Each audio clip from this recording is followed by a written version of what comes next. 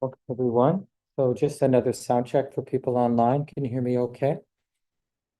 Thanks for the feedback.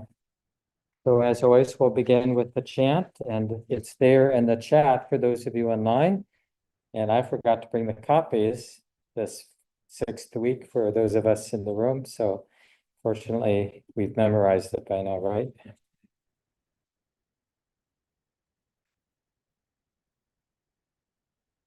The Buddha's 5 subjects for frequent recollection.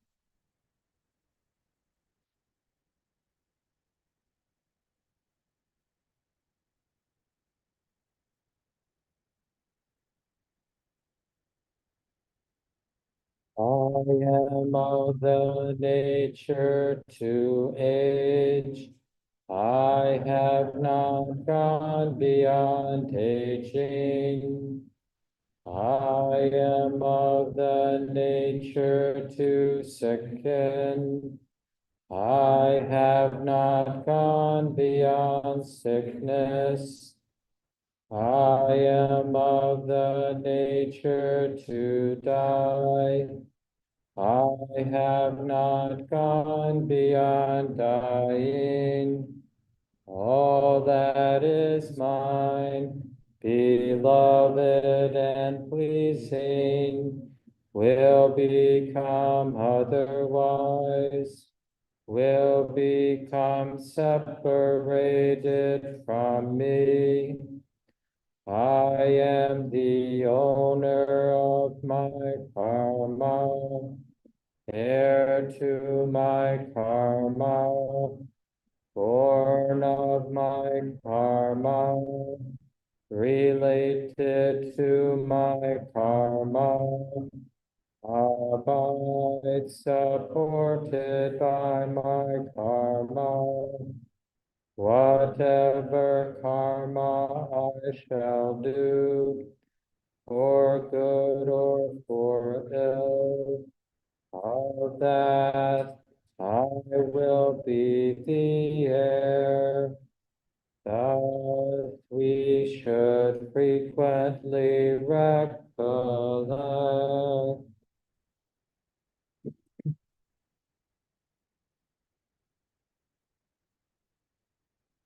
Settle in for our meditation time.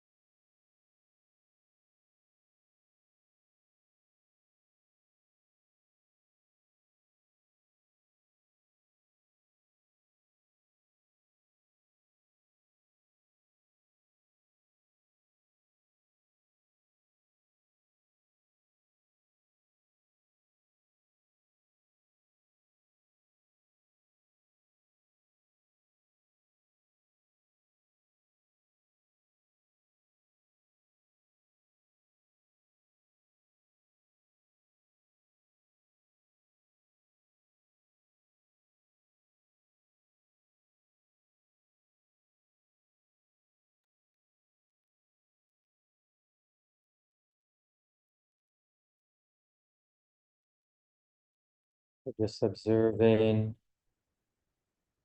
the flow of mental activity, thoughts, mental images, feelings come and go.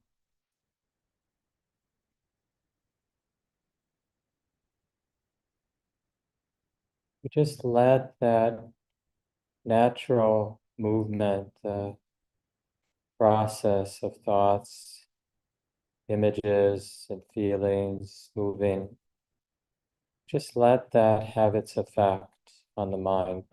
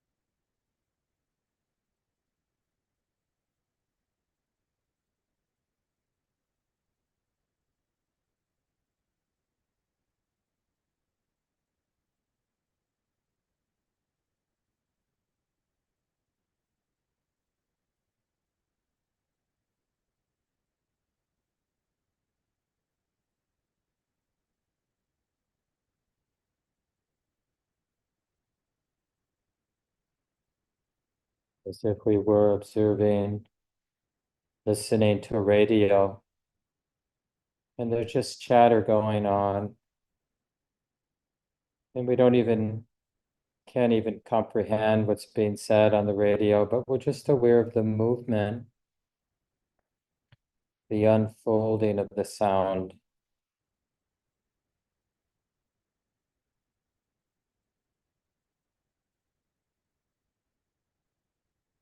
In the same way, we can observe the movement of thought and motion, feeling, mental images.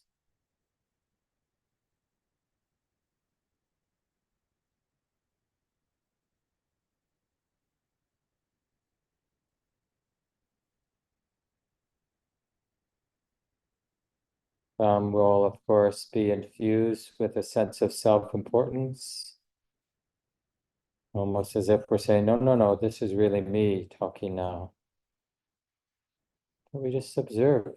That's that thought. That's how it is right now being known.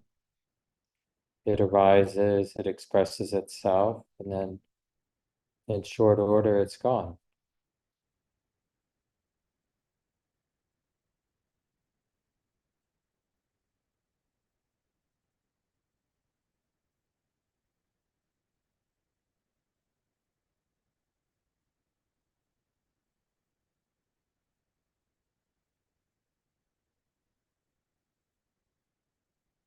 Is there any constant in our mental activity?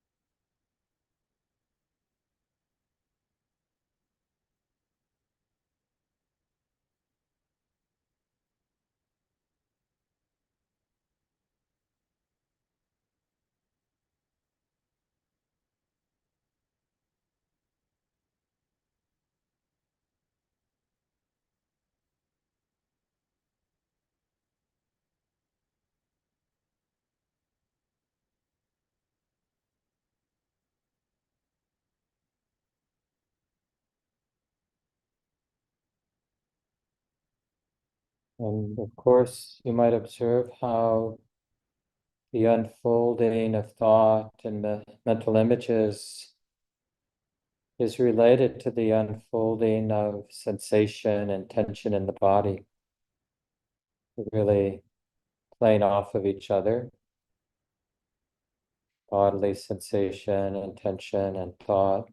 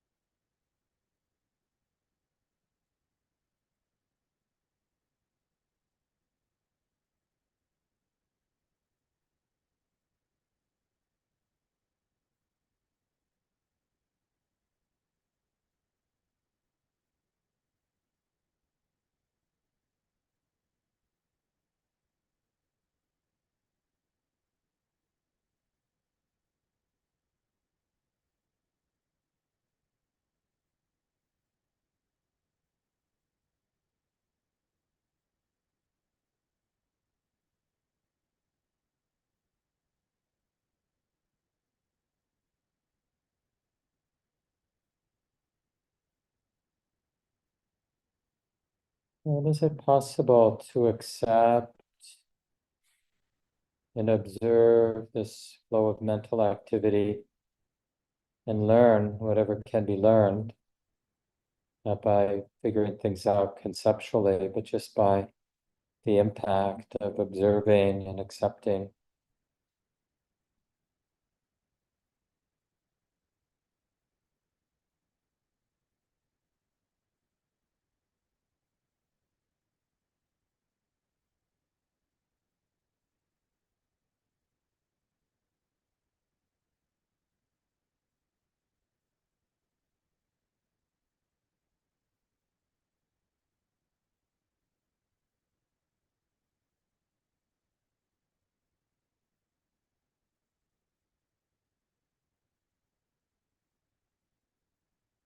Right here in our own experience,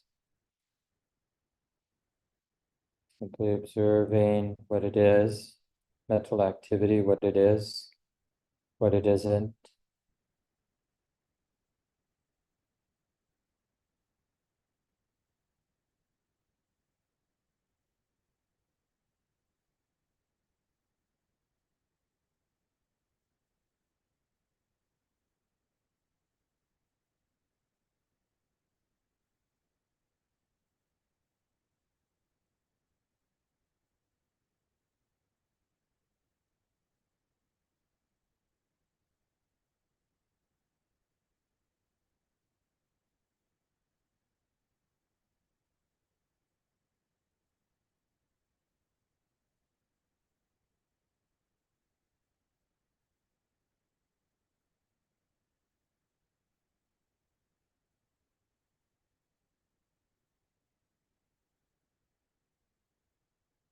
And of course, superficially,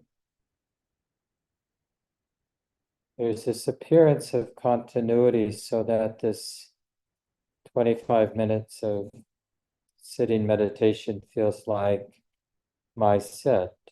It has that cohesion of being my sit. And in this way, that concept or the idea of continuity can mask the more radical nature of impermanence. What particular thought, we've seen so many mind states come and go, so many thoughts and feelings come and go. What particular one was my sit?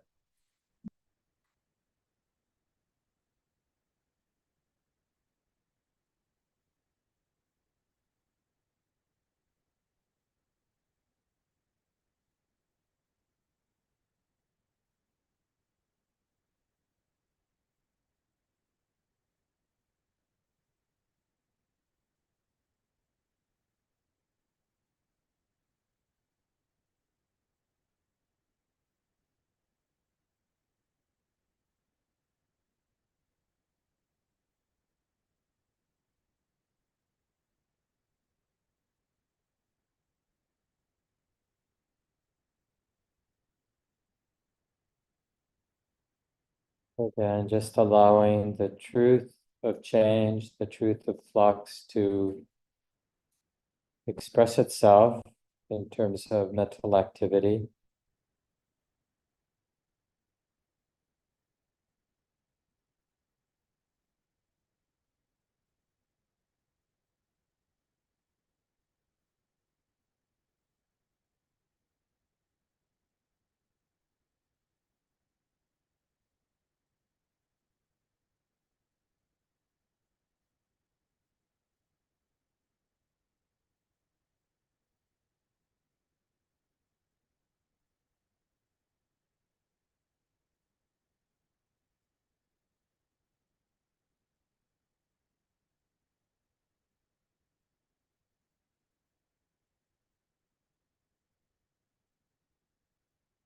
And you see now as we begin to transition from what we've been calling my sit into what we could call my post-sit time. Right? There's really no clear end to the sit or beginning of the post-sit time, I don't have to ring the bell. We just start to move our bodies, still watching mental activity as we take care of what needs taken care of.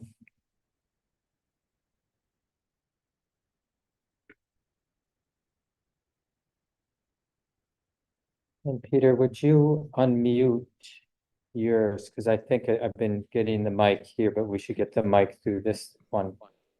It will sound better for the Zoom people. Great. So this. So maybe people online, could you thumbs up if you can hear me well? Can you hear me? Yeah, great. Thanks. So you might have missed a little bit at the guided sit at the beginning, the people on Zoom. Sorry about that. We are still figuring out our new tech. Well, welcome everyone to the week 6 of our 6-week class on impermanence. So I think most of you know that Shelley Graff will be teaching a course on dukkha, the second of the 3 characteristics. So on anicca, impermanence, which we've been studying, dukkha, unsatisfactoriness, and then beginning in April, on the 21st of April, I'll do a 4-week class on anatta, the impersonal nature. So please join in, and of course they'll get recorded so you can listen even if you can't make it on Monday nights with the group. And I'm going to invite Jonah up. He volunteered, I'm so happy that someone did, to speak about dana. We usually invite an experienced community member to do that. And Jonah, you can sit right here if you want. That way people online can see you too, and this should pick up your voice.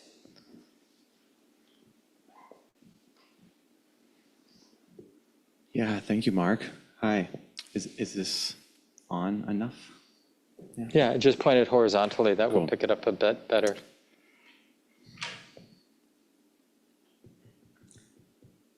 I was just out at the retreat center with Mark until this afternoon, and Mark gave a really beautiful reflection on dana.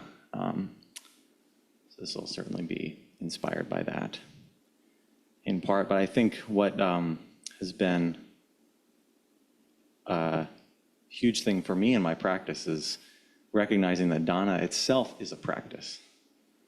And that to me is such a beautiful example and representation of how the Buddhist teachings leave nothing out. Even the way that these teachings are delivered and the way that we receive them is itself part of the teaching. And that this teaching really has 2 parts, and it's to freely give and freely receive. Or really, I think it's better put in reverse, to freely receive and freely give. And that those parts are of real equal importance in our practice, that it's a radical act to freely receive these teachings in the way that not just hear from Mark and from Shelley and from this center, but that these teachings have been freely received and passed down for 2,500 years in this unbroken cycle of continuous dana, and to just really receive that as the absolutely miraculous gift that it is, of that these teachings are sustained and have been sustained in this way, and that our karma and our life has brought us here to receive them. And just how against the stream that is, it's like, what's the catch, right? We're always told there's no such thing as a free lunch, so it's like, okay, what's the catch? And that really it's this radical act of freely receiving. And then to allow our heart to respond in the way that's appropriate.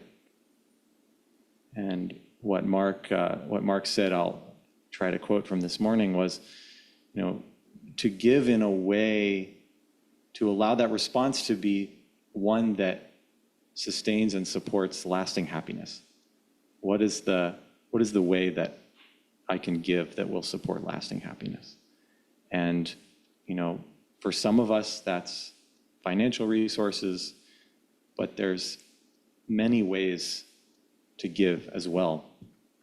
If you come to this center, this is our center. This is a center that's been built and supported by people like us for, I think it was 32 years ago, Common Ground got started in Mark and Wynn's living room, and this whole center was built, and the Prairie Farm Retreat Center, for those of you who've been there, was built just on generosity, and that's the generosity of people giving their time and their resources to whatever ability they can. So, there are ample opportunities to volunteer, whether, program hosting and many other things. And there are, you probably know, there's a square reader out in the lobby, and checks or cash or anything. I have really felt it supportive, as someone who comes here often, as I know many of you are, to have an ongoing monthly, it's very modest amount that I have ongoing. You can set that up through the website, through PayPal, and then I give more financially when I'm able to. I volunteer more when I'm able to, and to just always be inviting this amazing, miraculous gift of receiving these teachings, and allowing myself to respond in that way that supports happiness, knowing that I'm helping to contribute to the real livelihoods of our teachers and the center. And the last thing I'll say, just in the financial bit, that I really respect Common Ground for as well, is, all of the books are totally open. You can go on the website, look at the financial reports, and see everything. I think it's about $400,000 to $500,000 a year that this center sort of goes through, just kind of keeping the lights on, paying people, and it's not huge amounts, and no one's living lavishly here. It's just we're just helping Mark and Shelley, and everyone gave, who's paid, very small paid staff here, sustain themselves, and in this beautiful, miraculous cycle of giving and receiving. I hope I didn't take too much time. No, thanks you so much, Jonah. And consider, for other people who've been around and feel connected, like you have your own relationship, volunteer to either at one of the weekly practice groups that Shelley and I lead, or the Buddhist studies. We usually look for a senior community member to come up and speak. And Jonah, besides managing the retreat that we just had over President's Weekend, is also one of the major leaders with all of our audio stuff getting up on our YouTube channel and Dharma Seed. And there are thousands and thousands of people who listen either on our YouTube channel or on Dharma Seed over the years. And so it's a big part of our community, and couldn't happen without dedicated volunteers. And of course, like Jonah said, there are many ways to dig in. You can just check with Gabe, and if you want to give back in that way. So, impermanence. Even this course is coming to an end. So one more time, impermanence shows its cards. It has its way with us, right? And that's even in the observing of our mental activity during the guided sit, I mean, I had that like driving over. It was just, it's so interesting when we relax our mind and we're really into the accepting, observing, and letting the truth of our experience cause learning, basically set up learning. Because, the idea of continuity, I'm driving to the center, because I drove tonight. It's really cold in Minnesota, for those of you out of state. And so I drove, but it was just so interesting, like almost like staccato. There was a moment, and then, my mind would get absorbed in thought, and then practice energy would re-arise, and there would be a moment. But that moment was not the previous moment. So even though I tell myself, oh yeah, I'm driving to common ground, as if it's one thing, like that's the experience of driving to common ground. But is it actually one thing in our experience? No. It's like, the old film, if you cut up all the frames of the old film, it's like there's that reality of that one frame, and there's another reality of the next frame. Each frame, and these frames are not much of anything either, but just as a kind of mental exercise, each frame is its own moment of mind, moment of reality. This is from a well-known teacher, Jnana Punika Thera, who wrote a good book back, one of the early influential books. He was a German monk in Sri Lanka, but did a lot of the translations to English of the suttas. And the book is The Heart of Buddhist Meditation. And in there he writes, the practice of bare attention, however, will bring it forcibly home that change is always with us. That even in a minute, in a minute fraction of time, the frequency of occurring changes is beyond our ken. Probably for the first time it will strike us, not only intellectually, but touching our whole being, in what kind of world we are actually living. Coming face to face with change, as experienced vividly in our own body and mind, we have now started to see things as they really are. And this refers particularly to the things of the mind.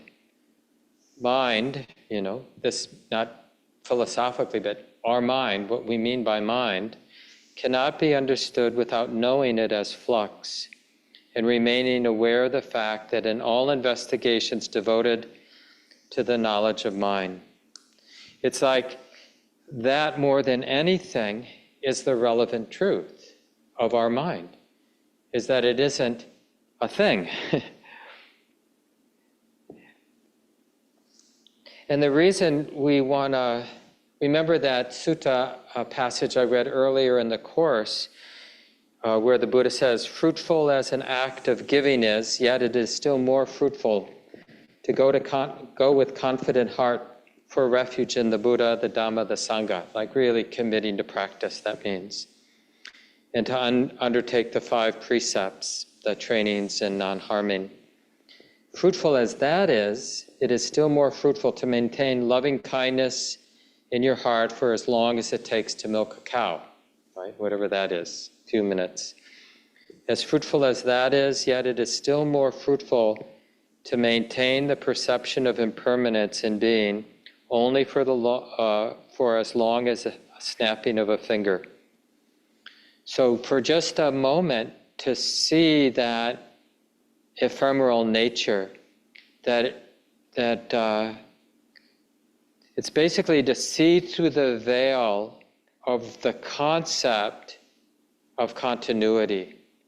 Yeah, it's still me. I'm still at common ground giving a talk, right? So that the overlay of thought makes this experience appear one way because of the superficiality of our quality of present moment awareness. But the more we stabilize, the more we build the momentum, we start to have moments where sometimes people don't even know what they're experiencing. They'll just think, oh, I'm on drugs, or, things seem different or everything seems more alive. But it's really beginning to see the underlying nature, that this is empty. It's not what we're telling ourselves it is. So it's empty of that. The overlay doesn't really work, doesn't really hold up. And then I know, it's easy to dismiss what I'm saying, like, no, I've checked mark. This is really, the way I think it is really the way it is. Because that overlay of continuity is the mind has gotten really good at it. And when we don't sort of do the work of stabilizing and building the momentum of present moment awareness, that will be the world we live in forever, right? We don't really get beyond it. There's a famous discourse where the Buddha, this is the talk, maybe one of the second or third or fourth talk, at least traditionally as it's understood, the Buddha gave. Remember, if you don't know the story, he was wondering who could he teach or who could he share with, after his own awakening. And it occurred to him, well, I'll track down these people I was practicing with. They left the Buddha because they thought the Buddha had gone soft, because he gave up on ascetic practices. He saw it as a kind of dead end, fasting. And not that the Buddha started to indulge in sense pleasures, but giving up on sense experience for it as an end in itself, he didn't see that as being worthy as a practice. And the other four, that was the best they knew, is just they thought, if sense pleasures can't deliver lasting happiness, forget it. I mean, that's basically the idea behind asceticism. It's like, I've been betrayed by my delicious lunches and my comfortable couches, and it hasn't delivered lasting happiness, so I'm not going to have any more nice couches or good meals and onward. So anyway, the Buddha gave that up, and his mind, body came back into a better balance, and then insight arose. And then he thought, well, those guys, they're pretty sincere. Let me track them down. So he did. He gave them, shared a little bit. They started to have some insight. And it was this talk where I think all four became fully awakened. So it might work for us. We'll see. And sometimes it's translated as the not self characteristic, but it's really about the three characteristics, as you'll see. And for some reason, and it shows up at a few places in the suttas. This one is called the five brethren, like the five brothers in the practice, right? The Buddha and the other four. So he tracked them down. He says, he's speaking to them, form practitioners, your bodily experience, is not self. And it's the same for feeling, for perception, for mental fabrications or the mental formations and consciousness. So the five aggregates, he's going to go the same formula. So the body, feeling, perceptions, fabrications, consciousness is not self. If they were self, then the body, perception, mental formations would not lend itself to dis-ease in the heart. It would be possible to say with regard to the body or any of the aspects of the mind, let my form, let the feeling be, let perception be thus. But precisely because form is not self, these five aggregates are not self, they lend themselves to dis-ease. And it is not possible to say with regard to form or any of these others, let my form be thus. Let my form be not thus. Right? So he's saying, in terms of the different aspects of the body and the mind, right? We can't just, it's not really ours, because I can't make my mind, I can't make my feeling, I can't make my body the way it is. Our experiences, it's just the unfolding of causes and conditions. And then he asks these four people, what do you think? Is form, is your body, is your perception, is your feelings, the feeling tone, the fabrications, the consciousness, is it constant or inconstant? And they answer, well, inconstant. Is that which is inconstant easeful or stressful? Stressful. And is it fitting to regard what is inconstant, stressful, subject to change as this is mine, this is myself, this is what I am? And they answer no. So he does the same thing with the five, with the body, with feeling tone, perception, mental formations, and consciousness. And they answer no to all of that.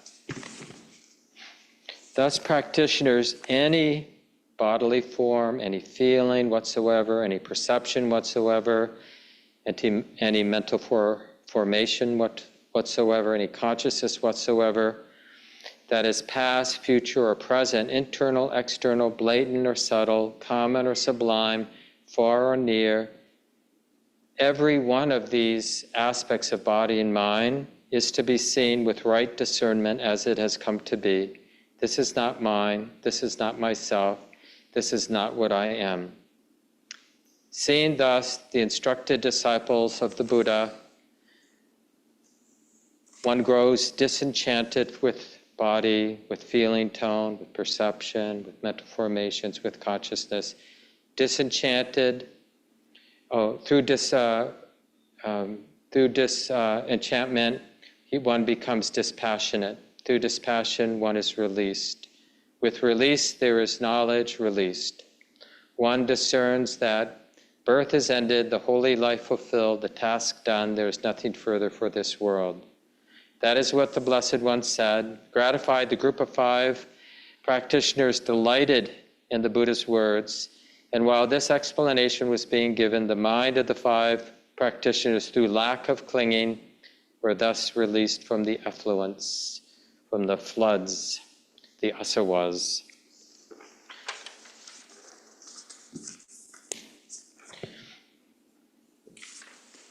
So that's sort of interesting. I mean, anybody, did it do it for anybody? I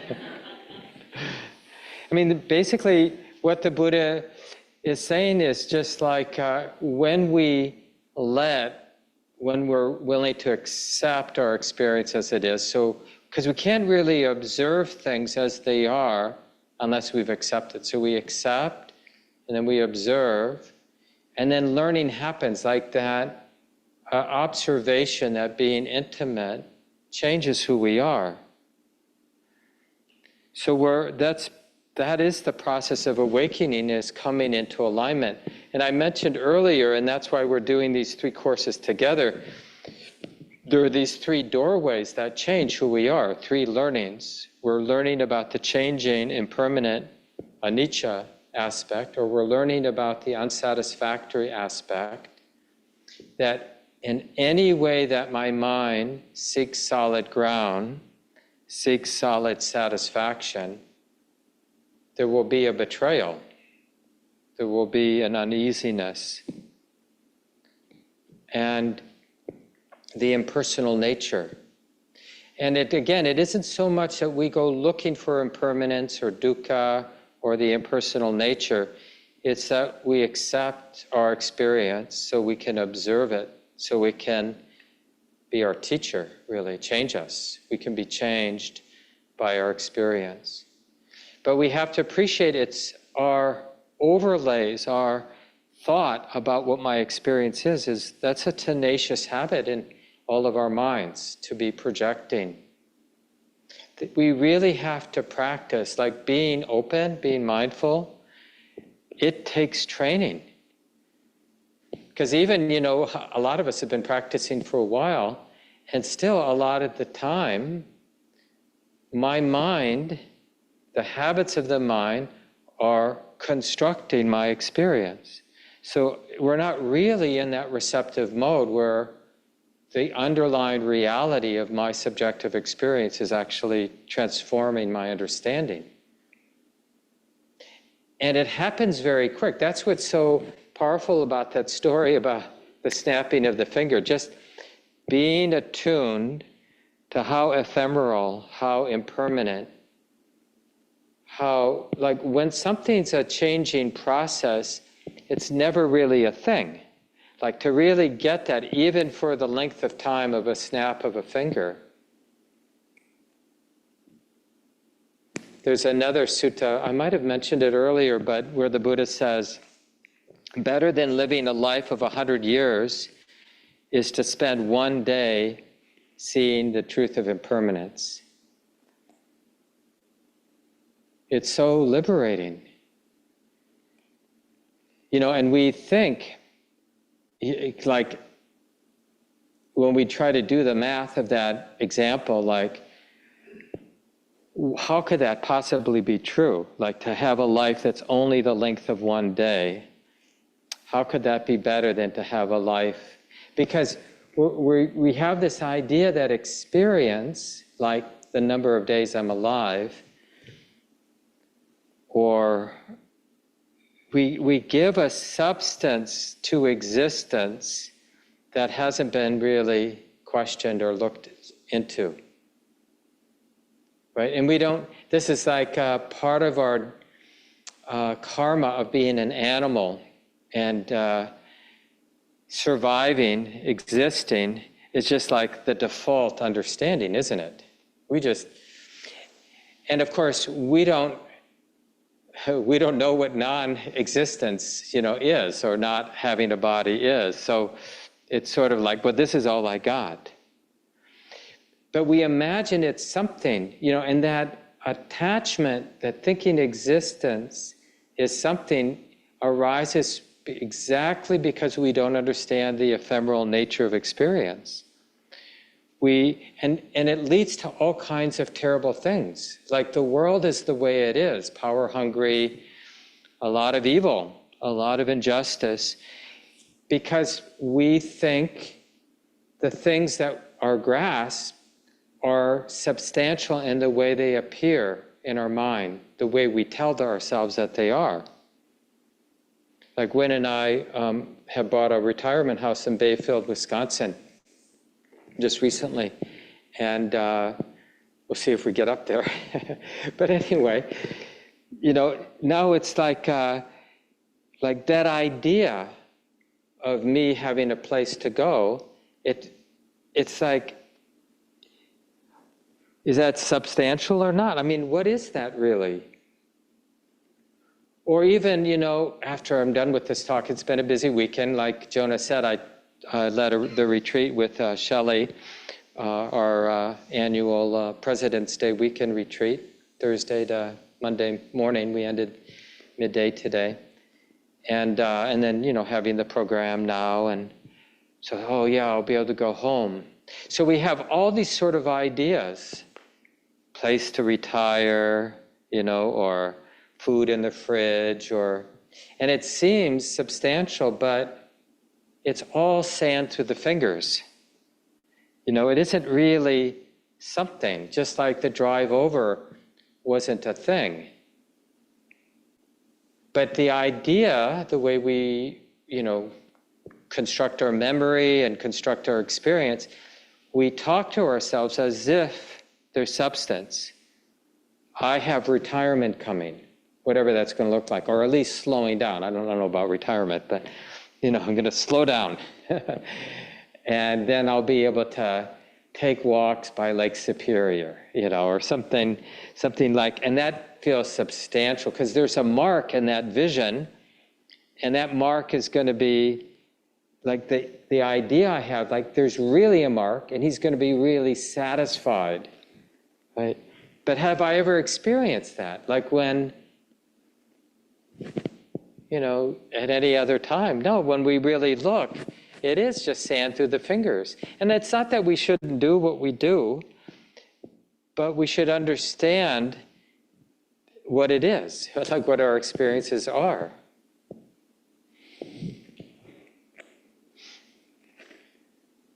I included this passage from Piyadasi Thera, a Sri Lankan monk, and he wrote an article called The Fact of Impermanence. I just want to read a little bit. And so this is one of the resources. I think it's the top resource in the email that went out today. Although the concept of anicca, impermanence, applies to all compounded and conditioned things, the Buddha is more concerned with the so-called being, i.e. you and me. Like an anatomist who resolves a limb into tissues and tissues into cells, the Buddha analyzed the so-called being, you or me, the heap of processes into 5 ever-changing aggregates, right? So the body, and then those 4 aspects of the mind I was talking about: feeling, tone, perception, mental formations or fabrications, mental constructions, so it's called different things, sankhara, and then consciousness. Into 5 ever-changing aggregates, and made it clear that there is nothing abiding, nothing eternally conserved in this conflux of aggregates. And you can just check for yourself. You can just take up as a theme in your meditation or for a couple of days, feeling tone, the pleasantness, unpleasantness, neutrality of your experiences. And just see, is there anything substantial to feeling tone? So you're feeling a lot of unpleasantness, and you really just keep that in mind. And how substantial is the experience of unpleasantness? It keeps morphing and changing and unfolding. And interestingly, like just using that example, if I'm, sitting and there's pain in the body and I get interested in the unpleasantness of the physical sensations, but if my mind develops a little concentration, a little stability of present moment awareness with the unpleasant feeling tone, well, the presence, that stable presence, is actually pleasant, even though what I'm being aware of is unpleasant.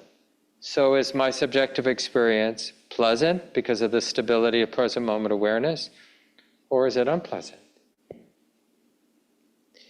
Or the same thing, it's like somebody insulted me and I'm really feeling the pain of that, and then I have a lot of self-compassion for myself.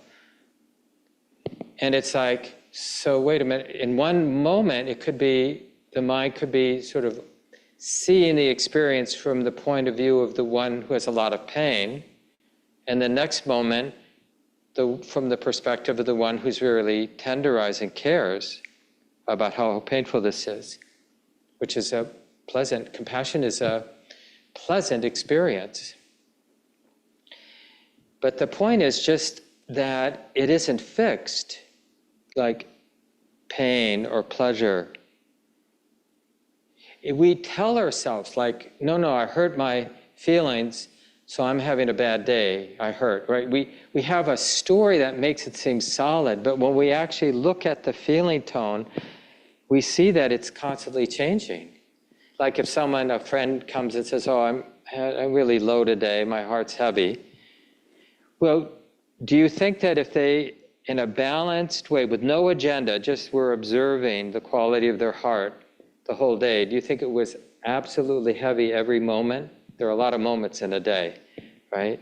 Heavy, heavy, heavy, heavy, heavy, heavy, heavy, heavy. No, first of all, no one does that unless they've really trained their mind, but it wouldn't always be heavy. It might be many moments of heaviness. And then when we see that, it's like the mind, you know how it is, it's like a lawyer knows how to cherry pick the facts. Well, every time I looked for the heaviness, I found it, right? So, yeah, I knew I was depressed today, or I knew I was having a bad day. We don't have that neutrality. There's a little bit more here I wanted to read. So then he quotes the Buddha, similar passage to what I read earlier. The 5 aggregates are anicca, impermanent. Whatever is impermanent, that is dukkha, unsatisfactory. What is dukkha is without atta, or self. What is without self, that is not mine, I am not, that I am not, that is not myself. Thus it should be seen by perfect wisdom as it really is. Who sees by perfect wisdom as it really is, Their mind, not grasping, is detached from the taints, the asawas, the floods. They are released. And then a little later, he writes, the people of the world today mark the changing nature of life. Although they see it, they do not keep it in mind and act with dispassionate discernment. Through change again and again speaks to them and makes them unhappy, they pursue their mad career of whirling round the wheel of existence and are twisted and torn between the spokes of agony. They cherish the belief that it is possible to discover a way of happiness in this very change, to find a center of security in the circle of impermanence. They imagine that although the world is uncertain, they can make it certain and give it a solid basis. Now, this should be sounding familiar to us. That's our strategy. It's not that we don't get that things change, but still our strategy is to somehow carve out something permanent in this, ephemeral world. And so the unrelenting struggle for worldly improvement goes on with persevering effort and futile enthusiasm. History has proved again and again, and will continue to prove, that nothing in this world is lasting. All things, when clung to, fail. Nations and civilizations rise, flourish, and die away as waves upon the ocean, yielding place to new, and thus the scrolls of time record the passing pageant, the baseless vision, and the fading flow that is human history.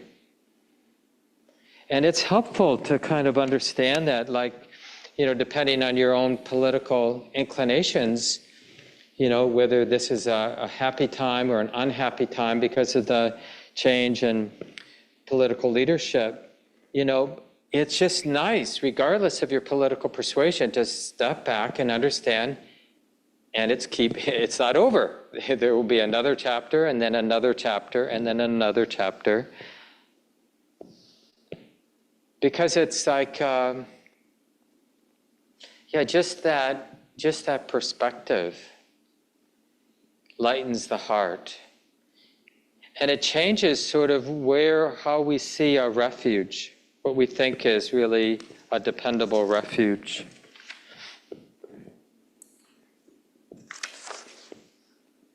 It's kind of a poignant part in the suttas where Sariputta passes away. He was the Buddha's chief disciple.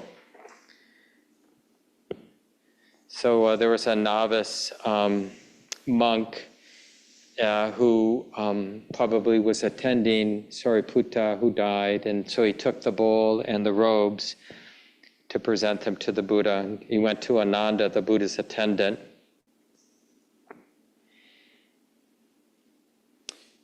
And so then they both went to tell the Buddha.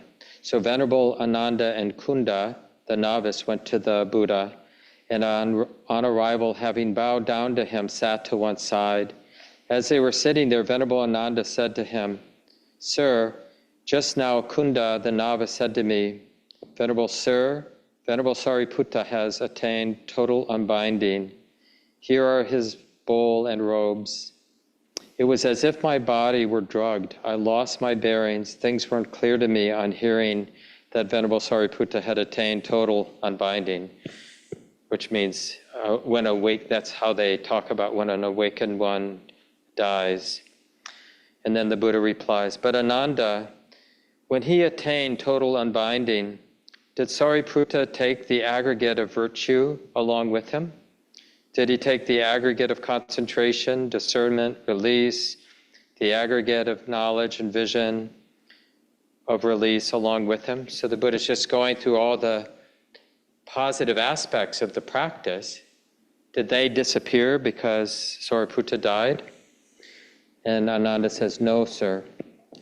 When he attained total unbinding, Venerable Sariputta did not take these aspects of the practice and path with him." But he's not giving up. So he says to the Buddha, "It's just that he was my instructor, counselor, one who exhorted and urged and roused and encouraged me. He was tireless in teaching the Dhamma.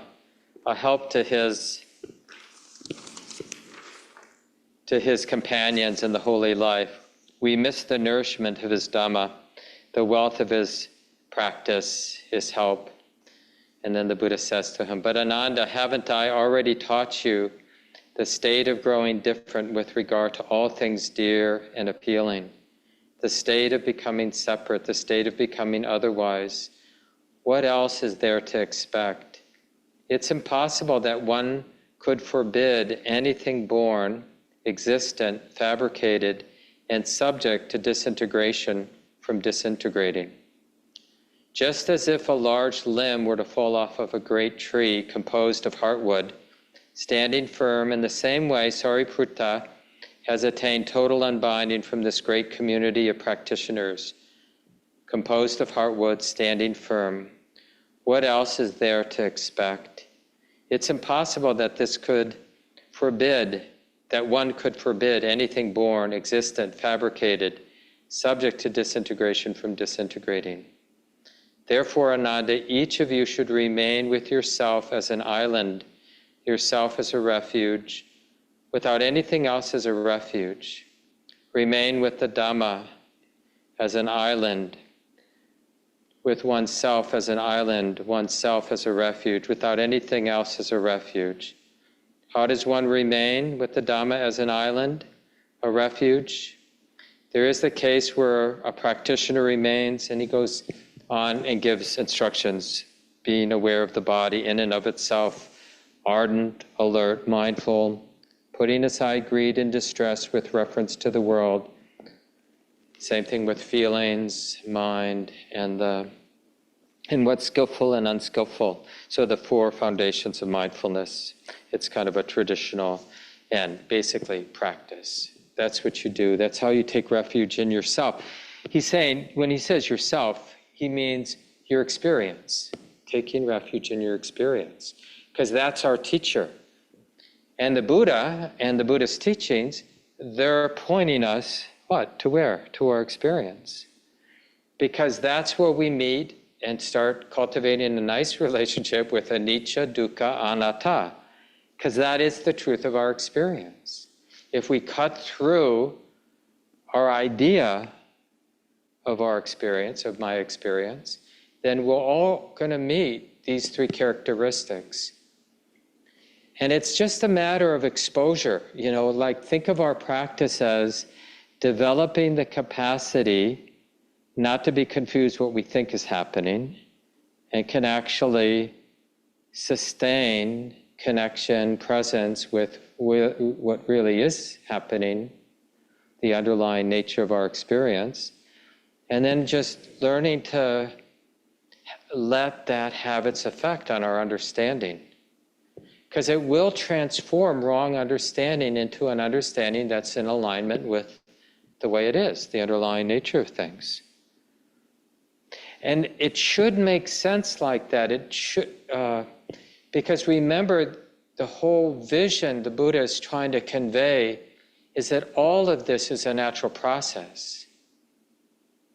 So it isn't like, if we're not getting this, it's not that you're bad, I'm bad. It's just that it's always because the mind doesn't have the supporting causes, right? So we're not seeing deeply enough. Why are we not seeing deeply enough? Because the continuity of present moment awareness isn't established in the mind, But when it is, we will see deeply enough. And the truth of anicca, dukkha, anatta is what we'll see, not knee pain or mental proliferation, right? But we'll see the changing nature of mental proliferation, or the changing nature of what we call knee pain. We'll see the unsatisfactory nature that whenever the mind, because of habit, takes it personally, there's a heavy heart. And we'll see how impersonal it is. Like we'll just observe that whole process of taking things personally, not taking things personally. When I take things personally, things are heavy. When I don't take things personally, things are light. We'll just see how impersonal that is. It's not about me or you or anybody. It's just nature, lawful, causes and conditions. All that just then the effect of that is a human being continues onward, but much lighter.